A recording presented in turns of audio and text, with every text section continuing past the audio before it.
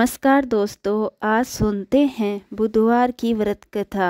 संतापुर नगर में मधुसूदन नाम का एक व्यक्ति रहता था। वो बहुत ही धनवान था। मधुसूदन का विवाह बलरामपुर नगर की सुंदर लड़की संगीता से हुआ था। एक बार मधुसूदन अपनी पत्नी संगीता को लेने बुधवार के दिन बलरामपुर गया। मधुसूदन ने अपनी पत्नी के माता पिता से कहा कि बेटी को विदा कर दो। माता पिता ने कहा, बेटा आज बुधवार है, बुधवार को किसी भी कार्य के लिए यात्रा नहीं करते। लेकिन मधुसूदन नहीं माना।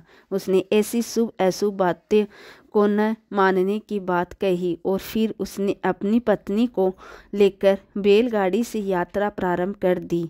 2 कोस की यात्रा करने के बाद उसकी गाड़ी का एक पहिया टूट गया और वहाँ से दोनों ने पैदल ही यात्रा को शुरू किया।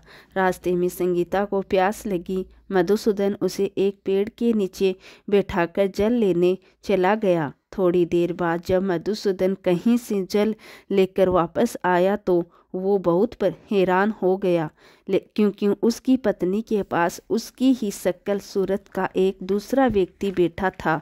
संगीता भी मधुसूदन को देखकर हैरान रह गई और वह दोनों में कोई अंतर नहीं कर पाई। मधुसूदन ने उस व्यक्ति से कहा, तुम कौन हो और मेरी पत्नी के पास क्यों बैठे हो?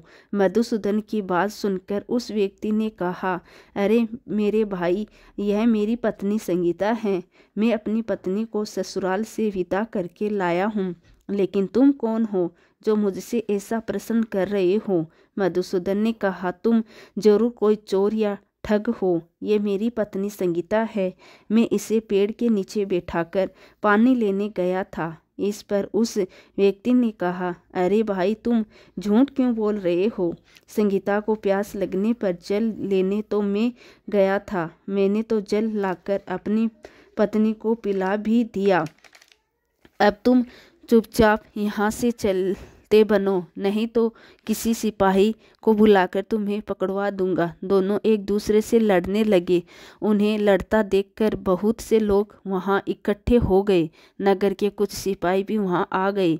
सिपाही उन दोनों को पकड़कर राजा के पास ले गए और उनकी सारी कहानी सुनकर राजा भी कोई निर्णय नहीं कर पाया। संगीता भी उन दोनों में से अपने वास्तविक पति को नहीं पहचान पा रही थी। राजा ने दोनों को कारागार में डाल देने के लिए कहा। राजा के फैसले पर हंसली मधुसूदन भयभीत हो उठा। तभी आकाशवाणी हुई, मधुसूदन, तूने संगीता के माता पिता की बात नहीं मानी और बुधवार के दिन अपनी पत्नी को अपने ससुराल से लेकर घर की ओर प्रस्थान किया। यह सब भगवान बुद्ध देव का प्रकोप है। मधुसूदन ने भगवान बुद्ध देव से प्रार्थना की कि हे भगवान, मुझे क्षमा कर दीजिए।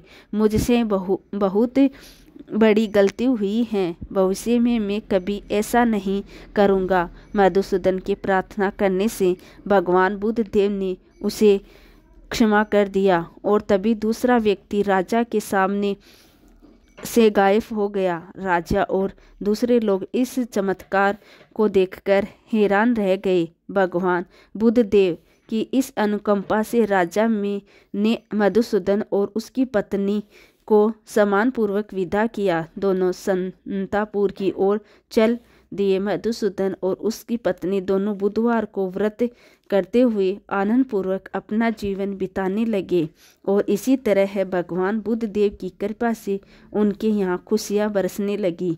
और इसी तरह जो भी विधि पूर्व बुधवार का व्रत करके कथा सुनते हैं, भगवान बुद्ध देव उनके सभी कष्टों को दूर करते हैं। तो ये थी आज की कथा। कैसी लगी आपको आज की यह कहानी कमेंट बॉक्स में ज़रूर बताएं और ऐसी और कथाओं के लिए हमारे चैनल को सब्सक्राइब करें। धन्यवाद दोस्तों।